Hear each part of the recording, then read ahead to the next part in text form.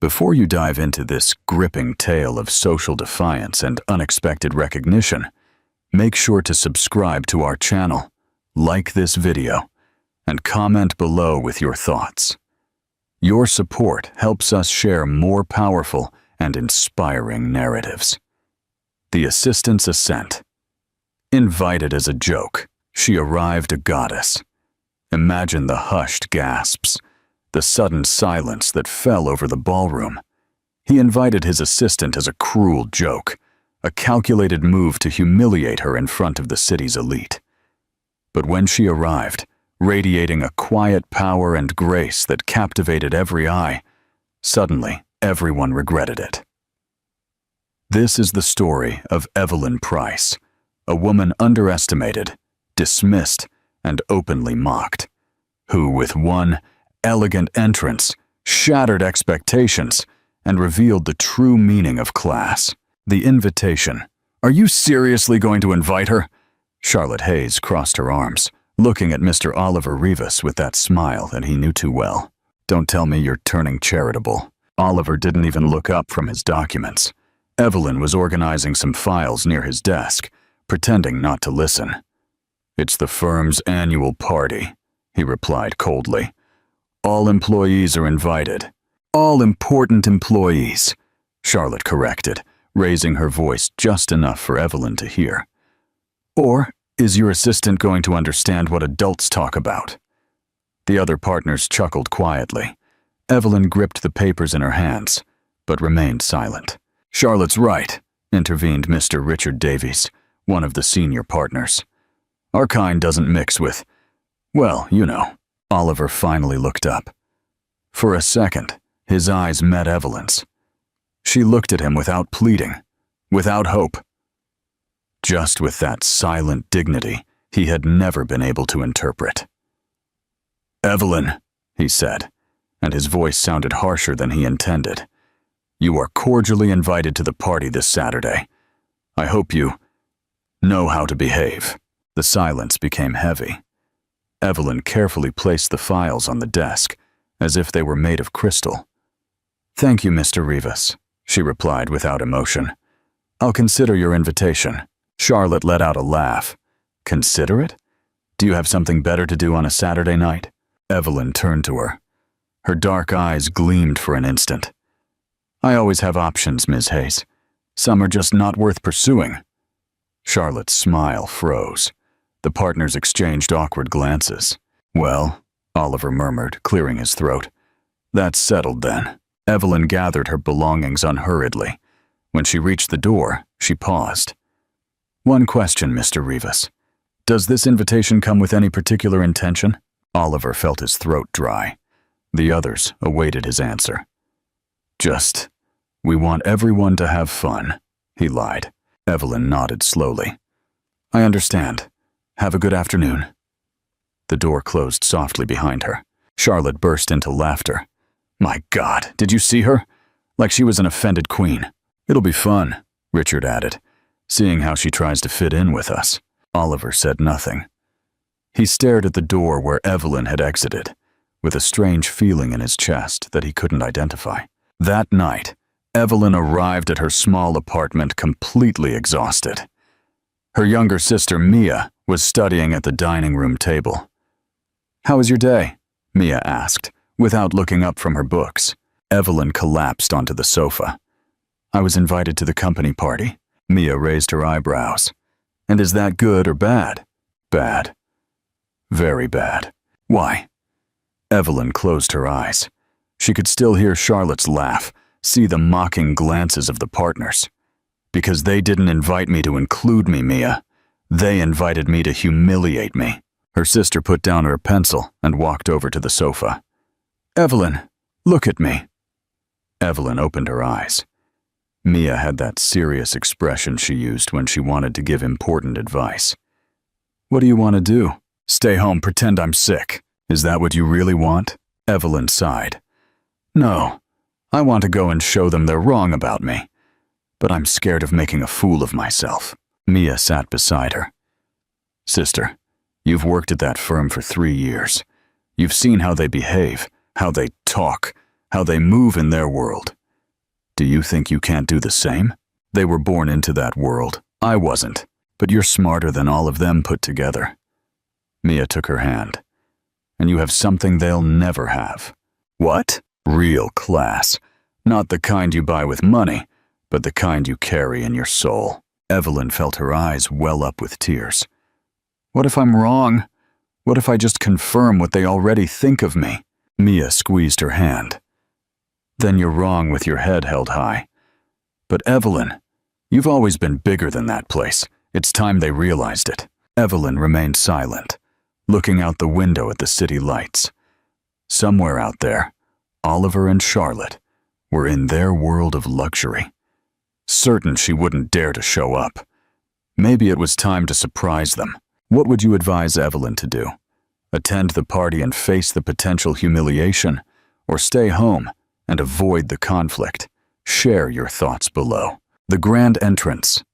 Saturday night, the ballroom of the city's most exclusive hotel buzzed with elegant conversations and practiced laughter.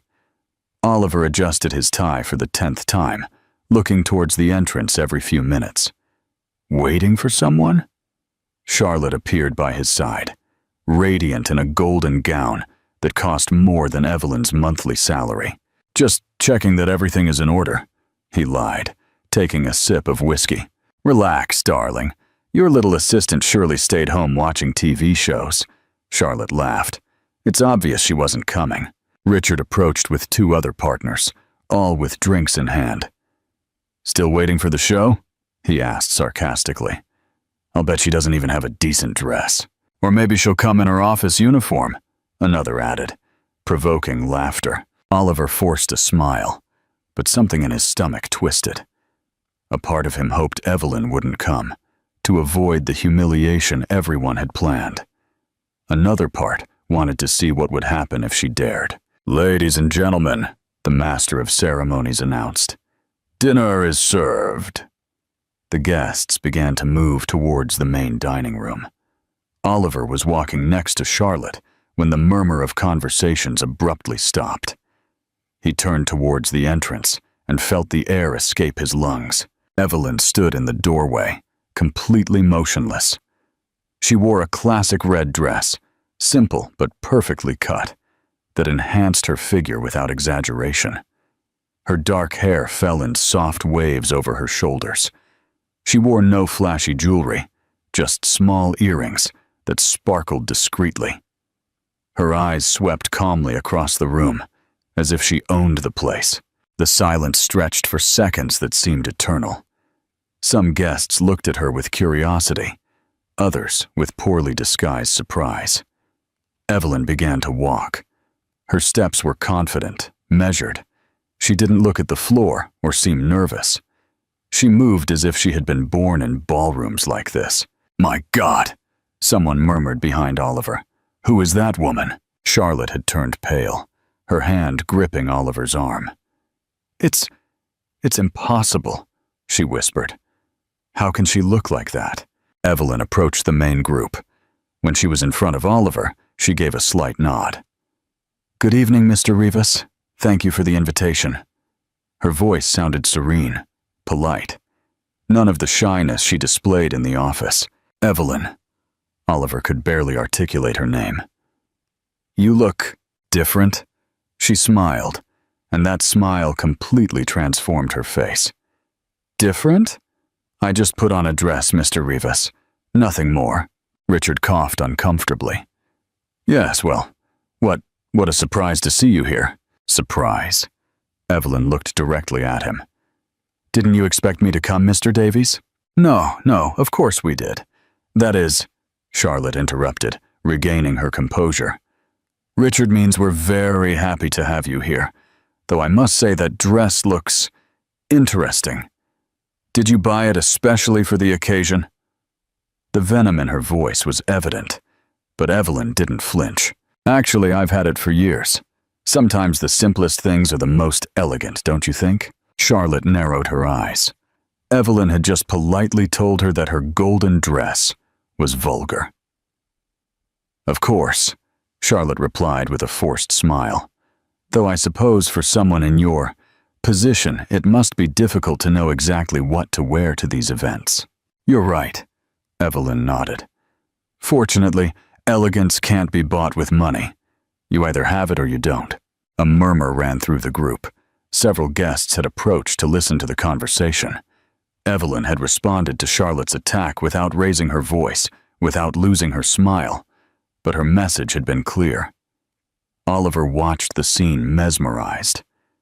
This was not the shy, silent Evelyn from the office. This woman had a presence that filled the space, a confidence that didn't need to shout to be noticed. "Evelyn," a voice said behind her. Everyone turned. An older, elegantly dressed man approached with a genuine smile. "Mr. Dubois?" Evelyn's face lit up. "What a surprise to see you here." "My dear Evelyn." The man kissed her on both cheeks. "When I saw your name on the guest list, I couldn't believe it. Do you work with these gentlemen?" Oliver frowned.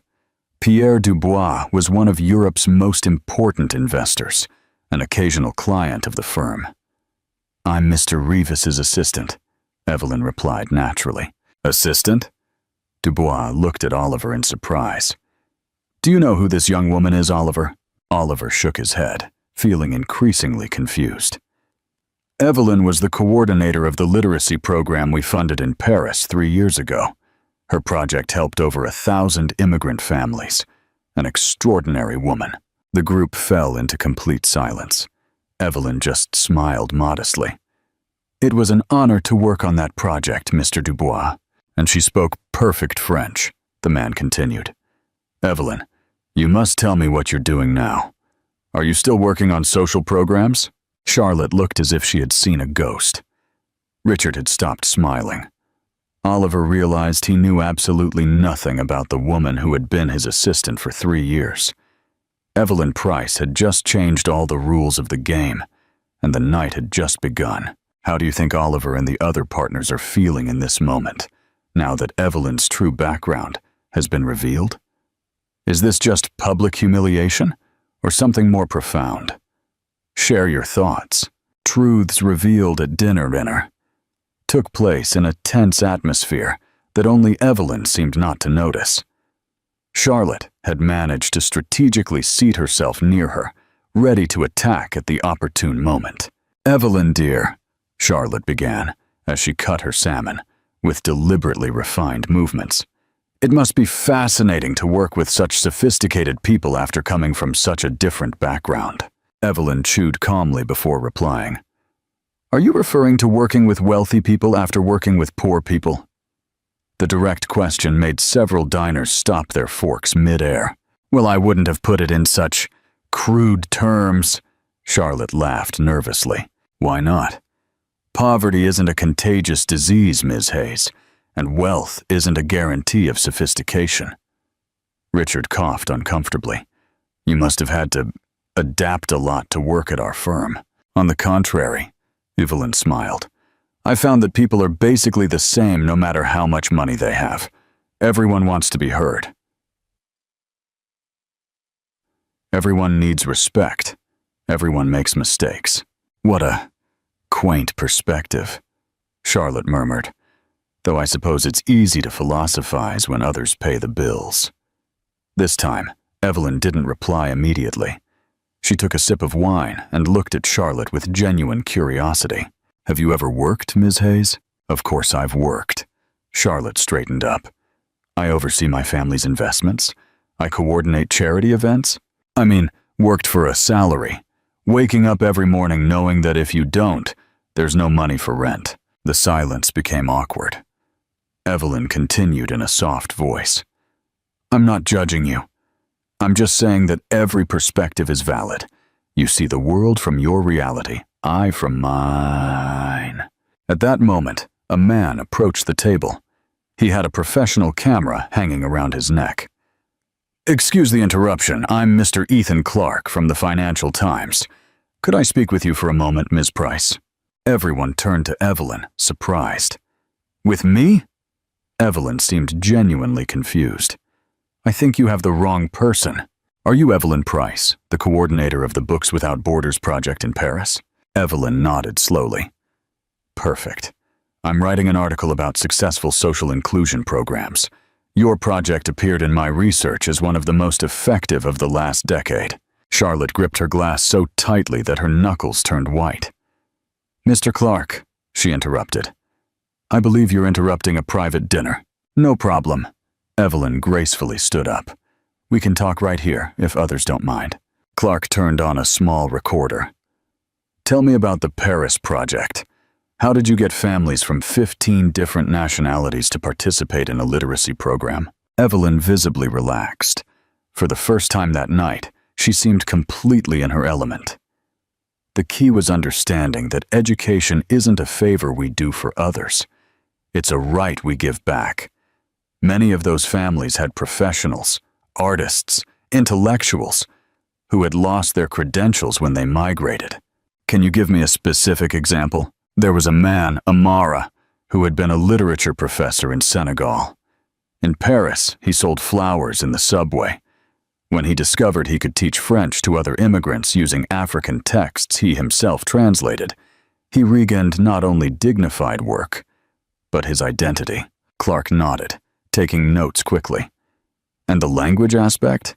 I understand you coordinated sessions in French, Arabic, and English, and Spanish, and Wolof when necessary. My grandmother always said that every language you learn makes you a different person. I believe it makes you a more complete person. Impressive. Do you speak all those languages? Evelyn blushed slightly. I handle the basics well. For deep work, I always worked with native speakers. Clark turned to Oliver. Mr. Rivas, you must be very proud to have an employee of such international caliber. Oliver cleared his throat. All eyes were on him. Yes, of course. Evelyn is very valuable to our firm. What projects do you have her working on now? The question landed like a bomb. Oliver couldn't say that Evelyn spent her days filing papers and serving coffee. We're evaluating new opportunities to leverage her international experience, he lied. Clark smiled. Excellent. The world needs more initiatives like Ms. Price's.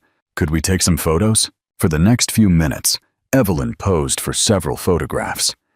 She looked natural, comfortable. She answered questions intelligently and humbly. She spoke of her projects without sounding presumptuous. When Clark left, the table fell into absolute silence. Evelyn returned to her seat, as if nothing had happened. Well, she said, taking her glass. Where were we? Charlotte looked at her as if she were an alien. Richard seemed to have swallowed his tongue.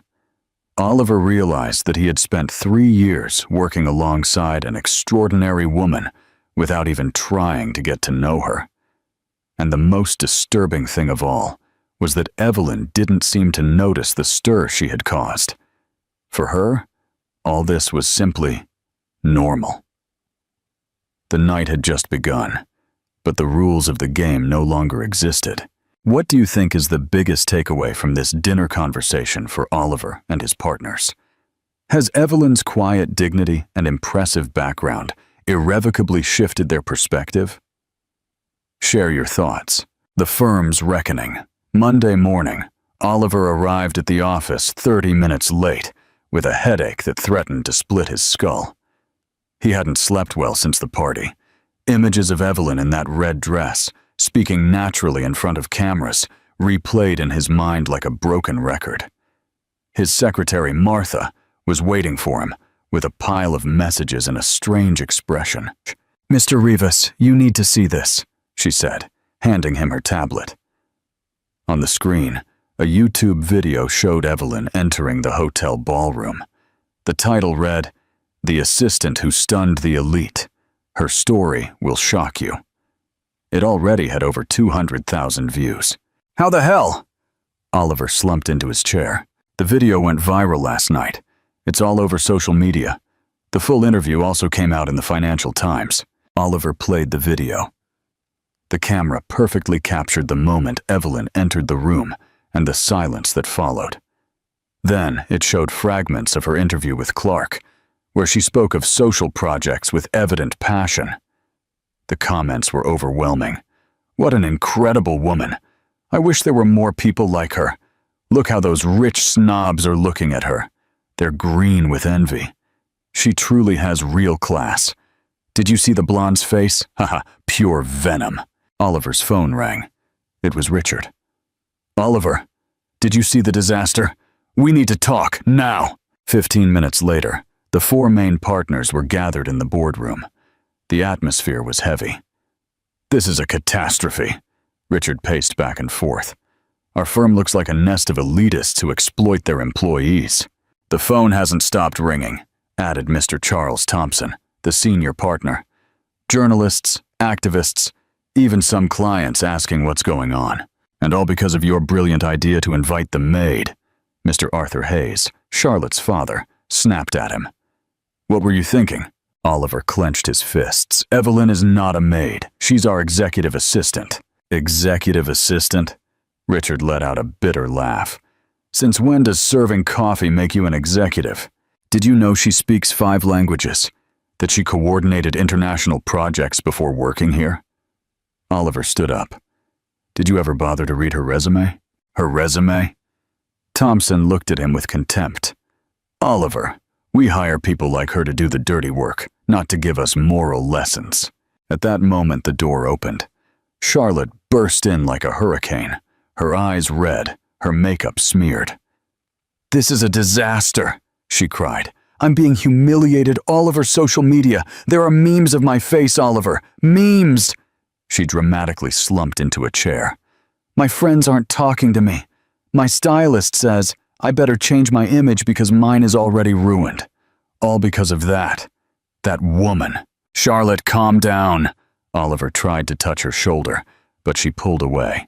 Don't touch me. This is your fault. You invited her. You allowed her to humiliate us. Richard seized the moment. Oliver, we have to take drastic measures. The firm's image is at stake. What kind of measures?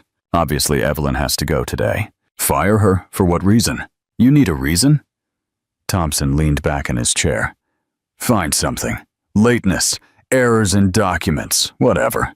But if you fire her now, Charlotte intervened, wiping her tears. It's going to look like revenge. The media will make an even bigger scandal. Arthur Hayes smiled maliciously. Not if we do it right. A review of her work. Some conveniently discovered errors. Maybe attitude problems. These things take time. Oliver stared at these men he had considered his partners, even his friends. In their faces he saw something he had never noticed before. Fear. Fear that someone like Evelyn could expose them for what they truly were. No, he said softly. Pardon? No, we're not firing Evelyn. Richard straightened up. Oliver, don't be naive. This woman is destroying our reputation. Our reputation or our hypocrisy? The silence was tense. Charlotte looked at him with narrowed eyes. Do you like that woman, Oliver? The question landed like a slap. Oliver felt all eyes on him. This has nothing to do with personal preferences. Then prove it. Thompson leaned forward. Prove your loyalty still lies with us. Oliver looked out the window. Outside, the city continued its normal rhythm. But inside that office, something fundamental had changed. He could no longer pretend he didn't see the cracks that had always been there. His phone vibrated. A text message from an unknown number. Mr. Rivas, I'm a journalist from CNN. Could we talk about Evelyn Price and the working conditions at your firm? Oliver turned off his phone and looked at his partners. I need time to think. Time's up, Richard responded. Either she goes, or this gets much, much worse. As he walked out of the boardroom, Oliver couldn't help but wonder how he had gotten there. A week ago, his life was predictable, comfortable. Now he felt as if he were standing on the edge of a cliff, and someone had just lit the fuse of a bomb. The problem was, he no longer knew if he wanted to extinguish the fuse or simply jump. What do you think of Oliver's sudden change of heart and his challenge to his partners? Is this a genuine turning point for him or a desperate move to save face? Share your theories in the comments. A public apology and a new path. 2 weeks after the scandal, Oliver tried to maintain normalcy, but the fissures were evident everywhere. Evelyn continued working as if nothing had happened. But now the other employees looked at her with a mix of respect and curiosity that hadn't existed before. The acid test came onto Thursday night. The partners had organized a dinner with potential Japanese investors at the city's most exclusive restaurant. Charlotte insisted on accompanying Oliver, as she always did at important meetings. "You need to project stability," she had told him while getting ready in her apartment. "After all this scandal, clients need to see that you're still the same." But Oliver no longer felt the same. And that night, things completely spiraled out of control. It all began when they arrived at the restaurant. The Japanese investors were already waiting, along with Richard and Charles. The introductions were cordial, professional. Oliver thought perhaps the evening would pass without incident. He was wrong. Halfway through dinner, while discussing the details of a possible merger with an Asian firm, one of the Japanese casually mentioned having seen Evelyn's video. "Very impressive, your employee, Mr. Rivas. In Japan, we greatly value people who combine humility with excellence." Charlotte put her glass down with more force than necessary. "Well, you know how these things are on social media. Everything is greatly exaggerated." The Japanese man looked at her with polite curiosity. "Exaggerated? But Ms. Price's achievements are documented. Her project in Paris was recognized by UNESCO." Charles coughed uncomfortably. "Mr. Tanaka, I believe you're deviating the conversation from important topics." "On the contrary," another investor intervened. "A company that harnesses talent regardless of social background is exactly the kind of firm we want to work with." Charlotte let out a forced laugh. "Please, they talk as if she were Mother Teresa of Calcutta. She's just another employee who got lucky with the cameras." The silence that followed was icy. The Japanese exchanged glances. "Excuse me," Mr. Tanaka said in a controlled voice. "But did you just minimize your colleague's professional achievements?" "Colleague?" Charlotte laughed louder. "She's an assistant. Her job is to organize files and serve coffee. I don't see why we have to pretend she's something more." Oliver felt the blood rush to his head. "Charlotte, that's enough." "Enough what? Telling the truth?" She turned to him, her eyes blazing with anger. "We're all pretending that woman is some kind of saint, just because she caused a scandal on social media." "Charlotte, please." "No!" She stood up, clearly agitated. "I'm sick of this. Sick of everyone treating that intruder as if she's special. You know what I think? I think she's trying to steal my rightful place." The Japanese watched the scene with thinly veiled disgust. Richard tried to intervene. "Charlotte, perhaps you should..." "What should I do? Shut up while that woman destroys everything we've built." She turned to Oliver. "Or have you already forgotten who was with you all these years? Who supported you when you started the firm? Who has been at every event, every important meeting?" Oliver slowly stood up. "Charlotte, let's go, now." "I'm not going anywhere. These gentlemen need to know the truth. They need to know that Evelyn Price is an opportunist who is using her sob story to manipulate everyone." Mr. Tanaka wiped his mouth with his napkin and stood up. "Mr. Rivas, I believe this dinner is over for us." "Mr. Tanaka, please allow me to explain." "There's nothing to explain." The Japanese man spoke coldly. "In my culture, respect for employees is fundamental. What we have just witnessed tells us everything we need to know about this firm." The investors withdrew in silence, leaving the partners at a table full of tension. Charlotte was still standing, breathing heavily. "Perfect," she shouted. "Now because of that woman, we lost a multi-million-dollar contract." "Because of that woman? No!" Oliver finally exploded. "Because of you! Because of your spoiled princess attitude that can't stand someone else getting attention." Charlotte looked at him as if he had slapped her. "How dare you? How dare I?" "You know what, Charlotte? You're right. Evelyn Price is stealing something. She's stealing the illusion that we are better people because we have money." Richard tried to calm the situation. "Oliver, we're all agitated." "No!" Oliver turned to him. "Do you know what I discovered this week? that Charlotte has been using my name to close deals without my authorization, that she's been promising mergers and partnerships that I never approved. Charles paled. Oliver, what are you talking about? He's talking about how he investigated me behind my back. Charlotte lifted her chin defiantly. Yes, I used your name. Yes, I moved some contracts. And so what? Someone had to make decisions while you were distracted playing social benefactor. Playing? Oliver looked at her with a mix of disgust and sadness. Charlotte, we've been together for 3 years. I thought I knew you. You know me perfectly. You just never liked what you saw. Oliver was silent for a moment. Then, in a very calm voice, he said, You're right, and that ends tonight. He turned and walked towards the exit, leaving Charlotte screaming his name in the middle of the city's most elegant restaurant. Outside, under the light rain that had begun to fall, Oliver realized that for the first time in years, he felt free. What is the core conflict revealed between Oliver and Charlotte? Do you think Oliver's actions here mark a true break from his old ways? Share your thoughts. A new beginning. An honest partnership. 3 days after the disaster at the restaurant, Oliver found himself sitting in front of his computer at 5 in the morning, writing and deleting the same paragraph for the 10th time. Beside him, a cold cup of coffee and several crumpled drafts bore witness to his internal struggle. Evelyn had been absent since Monday.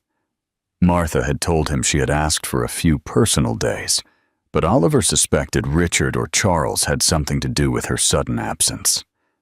The rumor in the office was that the partners were preparing a termination letter. The official version would be staff restructuring, but everyone knew the truth. Oliver finished writing and reread the document once more. It was a letter addressed to the city's most important newspaper, and he knew that once he sent it, there would be no turning back. At 8 in the morning, when Richard arrived at the office with his usual air of superiority, he was met with an unpleasant surprise. His assistant handed him the morning newspaper with a worried look. On the opinion page, with a photo of Oliver Rivas, appeared an article titled, A Necessary Apology and a Pending Reflection. Richard read the first lines and felt his blood run cold. As a founding partner of Rivas and Associates, I feel the need to publicly address an exceptional employee and society in general to offer an apology that should have come a long time ago. Evelyn Price has worked at our firm for 3 years. During that time, my partners and I treated her not as the skilled professional she is, but as a second-class employee whose sole function was to facilitate our daily work. The scandal of last week was not caused by Evelyn. It was caused by our inability to recognize the talent we had in front of us. It was caused by our class arrogance, our social blindness, our comfort with a system that benefits us at the cost of keeping others in positions that do not reflect their true capabilities. Richard rushed to Oliver's office, but found it empty.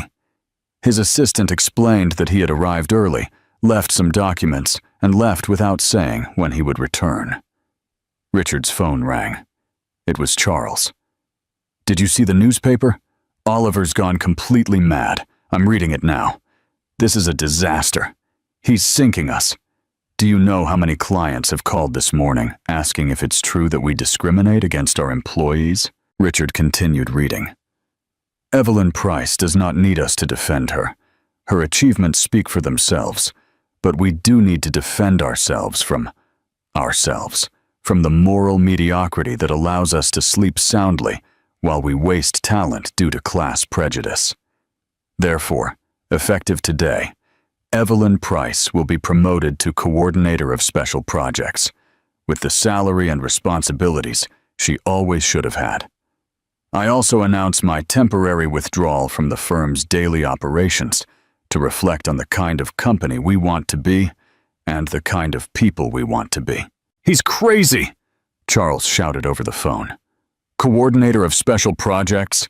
He's giving her a position that doesn't even exist. Wait, there's more.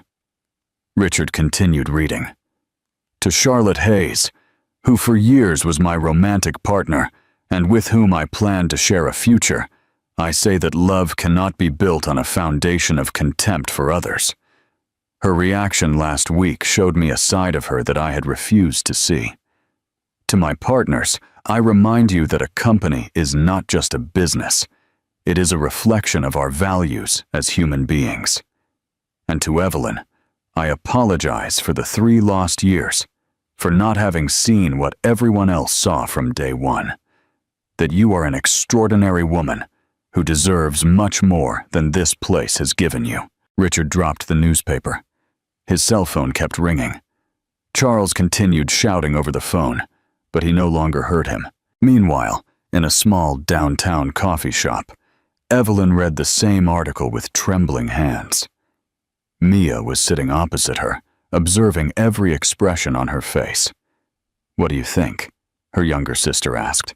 Evelyn folded the newspaper slowly. "I think it's very easy to write beautiful words when you have nothing left to lose." "Do you think he's not sincere?" Evelyn sighed. "I think Oliver Rivas finally woke up. The problem is he woke up 3 years too late." Her phone began to ring. Unknown numbers, one after another. Journalists, television producers, social organizations. Oliver's article had turned Evelyn into a symbol, whether she liked it or not. "Are you going back to work?" Mia asked. Evelyn looked out the coffee shop window. Outside, people rushed to their jobs, each carrying their own invisible struggles. "I don't know," she replied honestly. "I don't know if I want to be Oliver Rivas's redemption project anymore." But deep down in her heart, something had changed. For the first time in 3 years, someone had truly seen her.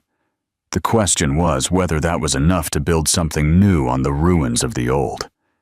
Her phone rang again. This time, it was a number she recognized.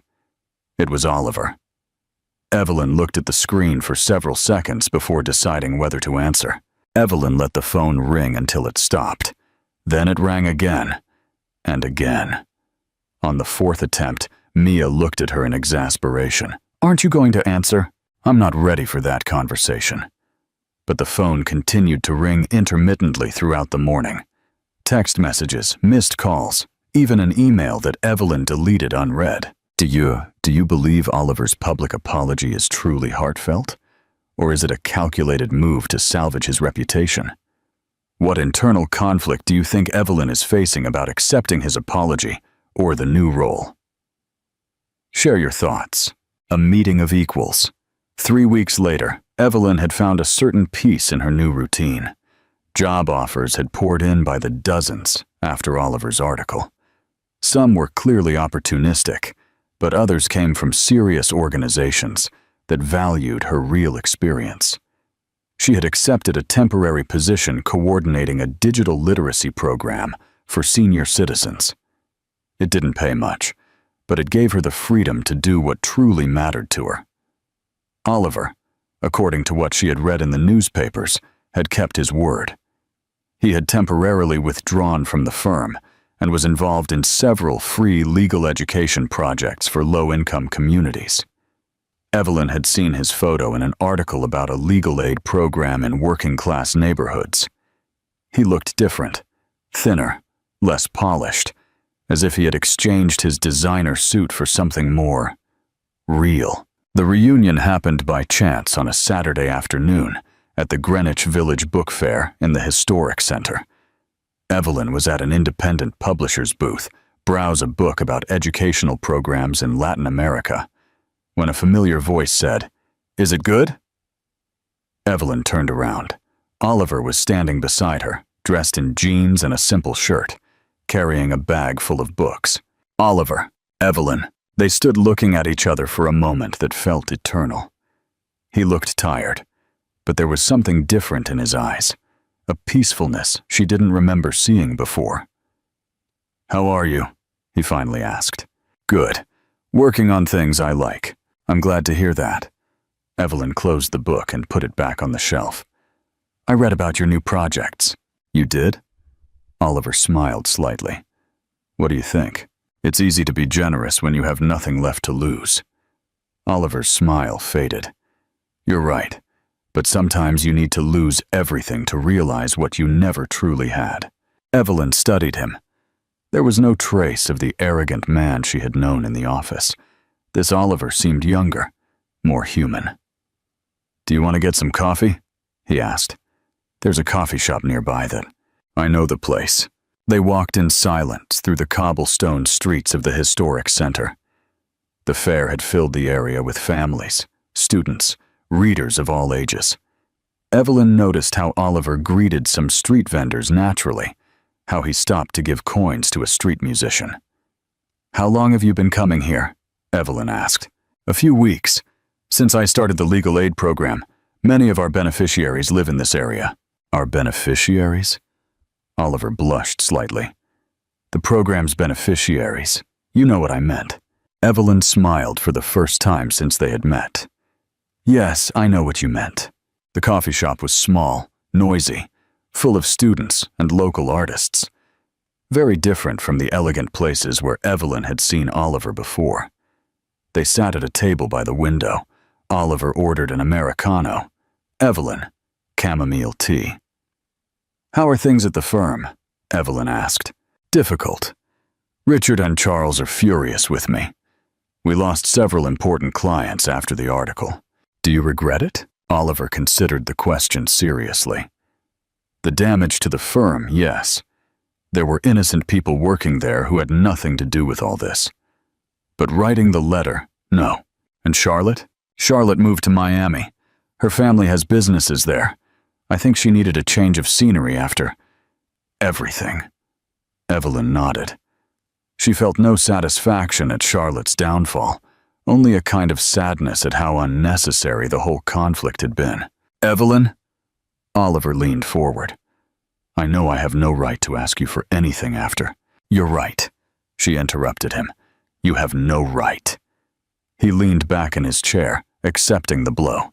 "But you can try," Evelyn added softly. "You can try to be the person you say you want to be without expecting me or anyone else to forgive you for who you were before." Oliver looked at her with something that could have been gratitude. "You know what's the hardest part of all this?" he said.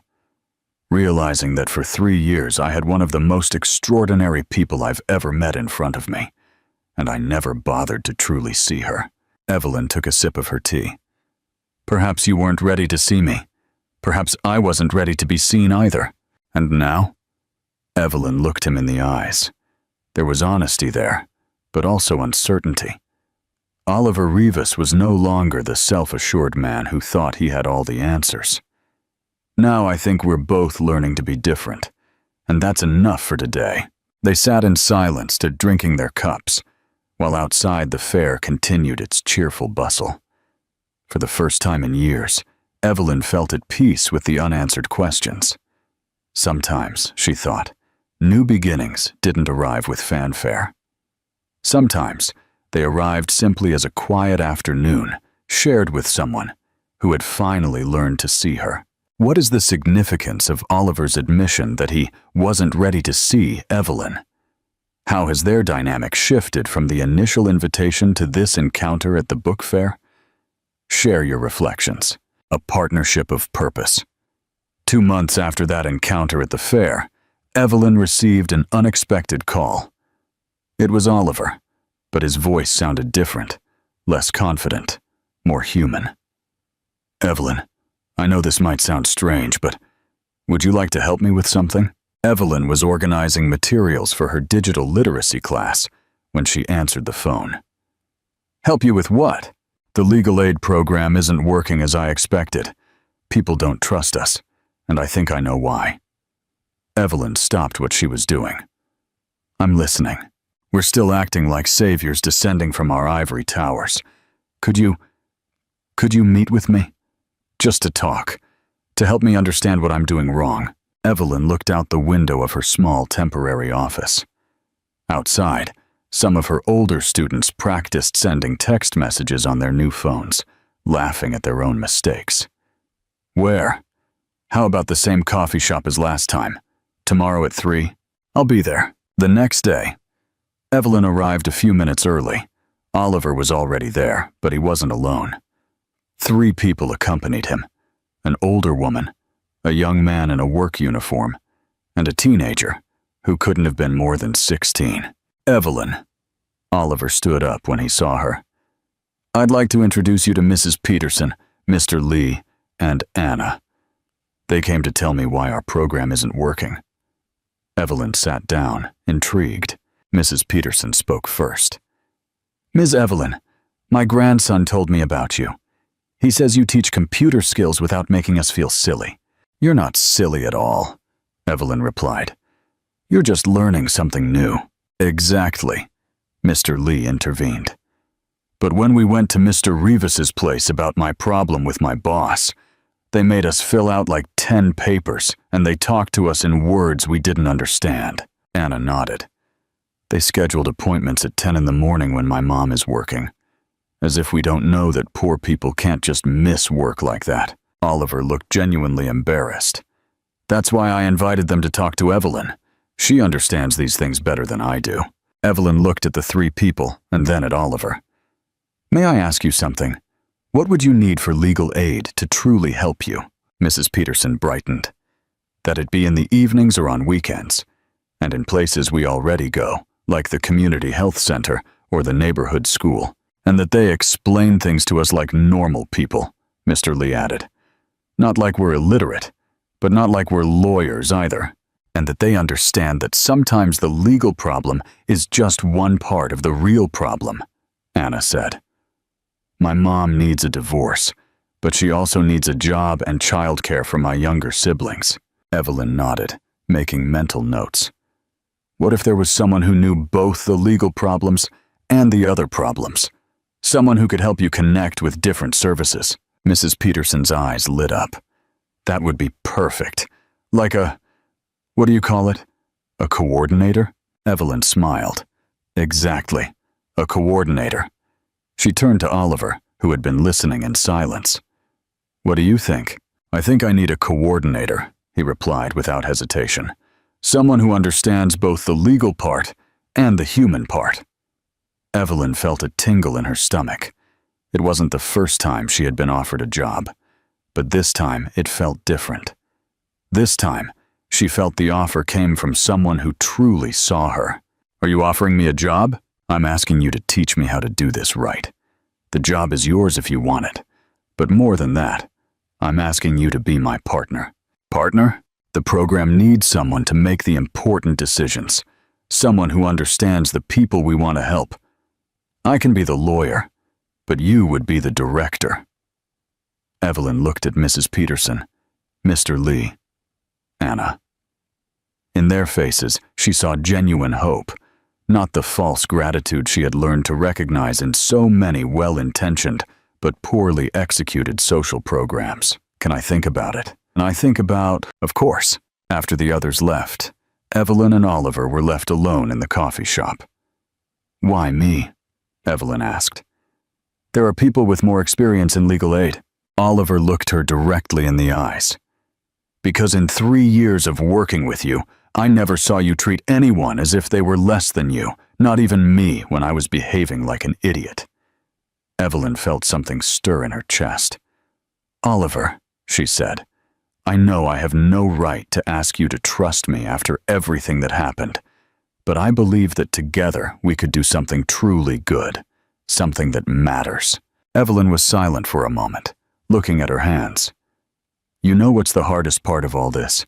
That for the first time in my life, someone is seeing me exactly as I am, without projecting onto me what they need me to be, without trying to save me or use me to feel better about themselves." Oliver extended his hand across the table, not touching her, just offering it. When someone finally truly sees you, you no longer have to prove anything else. Evelyn looked at his hand, and after a moment, placed hers on top. "All right," she said softly. "Let's try."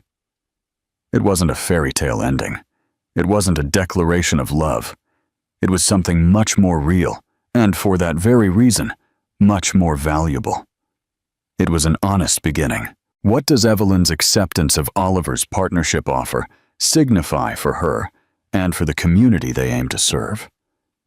How has their relationship evolved from one of power imbalance to one of mutual respect? Share your insights. A life built on respect and purpose. A year later, Evelyn arrived early at the office as she always did. It was no longer the small, borrowed room where they had started the program, but a space of their own, on the first floor of a building in the Lower East Side. The walls were filled with photos, graduations from digital literacy courses, families reunited after solving legal problems, children in scholarship programs. The program had grown beyond what anyone had imagined. It was no longer just legal aid, but a comprehensive center that offered everything from computer classes to entrepreneurship workshops.